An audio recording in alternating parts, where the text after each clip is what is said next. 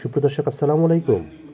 চাঁদাবাজি রুখে দেওয়ায় পরিচ্ছন্ন রাজনৈতিক ব্যক্তিত্ব বিএনপির অন্যতম ভাইস চেয়ারম্যান অ্যাডভোকেট আহমেদ আজম খানের বিরুদ্ধে কুৎসা রটনার প্রতিবাদে আজ টাঙ্গাইল প্রেস ক্লাবে এক সংবাদ সম্মেলন করেন টাঙ্গাইল শহর বিএনপির সভাপতি মেহেদী হাসান আলীম ও সাধারণ সম্পাদক মোহাম্মদ ইজাজুল হক সবুজ। উক্ত সংবাদ সম্মেলনে উপস্থিত ছিলেন টাঙ্গাইল জেলা বিএনপির সভাপতি হাসানুজ্জামান শাহীন ও জেলা বিএনপির সাধারণ সম্পাদক অ্যাডভোকেট ফরাদ ইকবাল। চ্যানেলটি সাবস্ক্রাইব করে খবর ৭১-এর সঙ্গে থাকুন, দেখুন বিস্তারিত। টাঙ্গাইল প্রেস ক্লাব হতে আহমেদ শিপলু, খবর ৭১, টাঙ্গাইল। আজকের এই সংবাদ সম্মেলনে উপস্থিত আছেন টাঙ্গাইল জেলা বিএনপির বিপ্লবী সভাপতি শ্রদ্ধাভাজন প্রিয় নেতা জনাব হাসানুজ্জামান শাহীন ভাই, উপস্থিত আছেন টাঙ্গাইল জেলা বিএনপির বিপ্লবী সাধারণ সম্পাদক সাবেক সাধারণ নেতা জনাব অ্যাডভোকেট ফরহাদ ইকবাল, উপস্থিত আছেন টাঙ্গাইল শহর বিএনপির বিপ্লবী সভাপতি জনাব মেহেদী হাসান আলীম সহ টাঙ্গাইল জেলা বিএনপি এবং সদর থানা বিএনপির নেতৃবৃন্দ, শহর বিএনপির নেতৃবৃন্দ এবং আমার প্রাণপ্রিয় সাংবাদিক ভাইরা।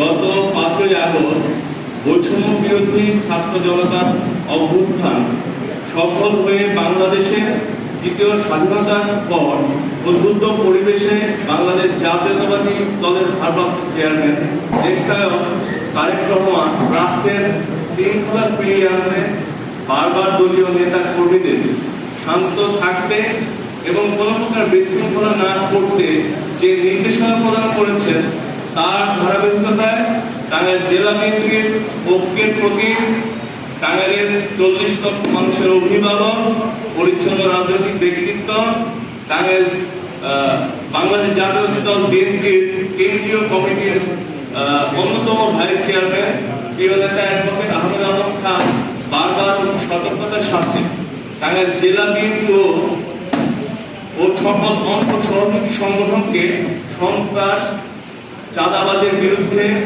অবস্থান নেওয়ার জন্য বারবার নির্দেশ প্রদান করে যাচ্ছে। গত মঙ্গলবার রাতে টাঙ্গাইল শহরের আদালত পরাস্ত একটি বাসায় কিছু দুষ্কৃতিকারী চাঁদাবাজ টাঙ্গাইলকে অস্থিতিশীল করার পরিকল্পনায়, আমি দুঃখ প্রকাশ করছি রাতে দুপুরে অস্থিতিশীল করার পরিকল্পনায় একত্রিত হয়েছিল। এই সংবাদ পাওয়া মাত্রই টাঙ্গাইল শহর বিএনপির সাধারণ সম্পাদক আমি মোহাম্মদ ইজাজুল হক সবুজ দলীয় পরিচ্ছন্ন ও আন্দোলন সংগ্রামে সর্বোচ্চ ত্যাগী নেতা কর্মীদের সাথে নিয়ে উক্ত চাঁদাবাজ ও দুষ্কৃতিকারীদের চিহ্নিত করার জন্য ঘটনাস্থলে যায়। সেখানে উপস্থিত চাঁদাবাজ ও দুষ্কৃতিকারীরা আমাদের উপস্থিতি টের পেয়ে পালিয়ে যায়। আমরা যে বাসাটিতে গিয়েছিলাম ওই সময় তিনি আমাদেরকে বলেন, কিছু দুষ্কৃতিকারী আমার বাসায় এসেছিল কিন্তু আমাদের উপস্থিতি টের পেয়ে পালিয়ে গিয়েছে। তিনি আমাদেরকে সৌজন্যতা দেখান, বসতে বলেন। আমরা তার কাছে দুষ্কৃতিকারীদের সম্পর্কে জানতে চাই। তিনি আমাদেরকে বলেন, আমি একজন ব্যবসায়ী ও শিল্পপতি এবং সাবেক এমপি এবং বিসিবি সভাপতি নাওজুল হাসান পাপনের সাথে আমার ব্যবসায়িক সম্পর্ক আছে। এর জন্যই তারা আমার কাছে চাঁদা চাইতে এসেছে। তখন তিনি আমাদেরকে বলেন, এদের মধ্যে কিছু আওয়ামী লীগের সাথে লিয়াজোগ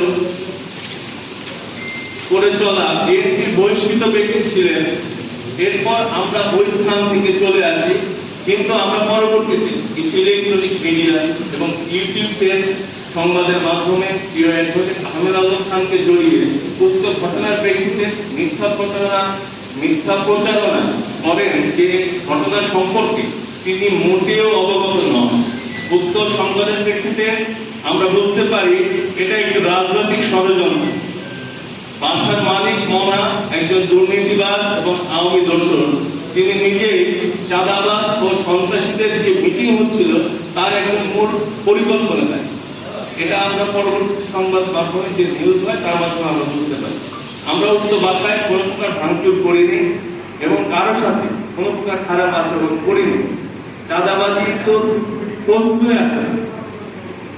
যা সংবাদে প্রকাশ হয়েছে তা তাহা মিথ্যা ও ভুল তথ্যের ভিত্তিতে ষড়যন্ত্রের পরিকল্পনাকারীদের যোগ সাজসে উক্ত সংবাদদাতারা সংবাদ প্রকাশ করেছে বলে আমরা মনে করি, যা বস্তুনিষ্ঠ সংবাদ প্রকাশের জন্য বড় বাধা। পরিশেষে বলতে চাই, আমরা কোনো প্রকার সন্ত্রাসী, চাঁদাবাজি ও অনিয়মের সাথে অতীতেও জড়িত ছিলাম না, বর্তমানেও নেই এবং পরবর্তীতেও থাকার কোনো কারণ নেই। আর আমাদের প্রিয় নেতা কেন্দ্রীয় বিএনপির ভাইস চেয়ারম্যান পরিচ্ছন্ন রাজনীতিবিদ অ্যাডভোকেট আহমেদ আজম খান উক্ত ঘটনা সম্পর্কে তিনি অবগত না থাকার পরেও তার নাম আপনারা ব্যবহার করেছেন, যা অত্যন্ত দুঃখজনক। এবং আমরা টাঙ্গাইল জেলা বাংলাদেশের জাতীয়তাবাদী পরিবারের তীব্র নিন্দা জানাচ্ছি। আমরা জানতে পেরেছি উক্ত ঘটনায় ষড়যন্ত্রে লিপ্ত দলীয় কিছু নেতাকর্মী এবং বহিষ্কৃত নেতাকর্মী সম্পৃক্ত রয়েছে। আমরা অনতিবিলম্বে তাদের দল থেকে বহিষ্কার ও দৃষ্টান্তমূলক শাস্তি দাবি করছি। আরেকটা বিষয় আমি আপনাদেরকে গুরুত্ব সহকারে যে অ্যাডভোকেট আহমেদ আজম খান, আপনারা সকলে তাকে চেনেন, জানেন, উনি একদম পরিচ্ছন্ন রাজনীতি।